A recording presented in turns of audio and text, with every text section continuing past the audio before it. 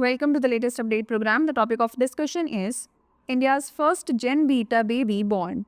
India celebrated the birth of its first generation Beta baby, Frankie Remroadika Zanding, on 1st January 2025. The baby was born at Synod Hospital in Durtlang, Aizawl, Mizoram. It marks the beginning of a new generation era. Before moving further, Drishti IAS is elated to announce its new offline batches of ISGS Foundation Prelims Plus Mains course at its Noida center. The admissions are open for English medium students, and for Hindi medium, the course starts from 16th January.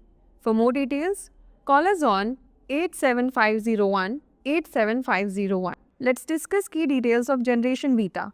It refers to children born between 2025 and 2039 as defined by futurist Mark McCrindle. Gen Beta will grow up in an era where artificial intelligence, automation, and other technological advancements are seamlessly integrated into daily life, influencing education, healthcare, workplaces, and entertainment. It is expected to represent 16% of the global population by 2035. This generation will benefit from a blend of digital and physical experiences, shaped by evolving social norms and a focus on sustainability. Many Gen Beta individuals are anticipated to live into the 22nd century due to advances in healthcare and technology. Let's quickly look into the generational timeline. Millennials or Generation Y are often referred to as digital pioneers and value collaboration and experiences. Generation Z is recognized as the first true digital native generation known for its social consciousness. Generation Alpha represents the children of millennials growing up with unprecedented levels of technological integration. Now's the time to test your knowledge. The question is, where was India's first Gen Beta baby born?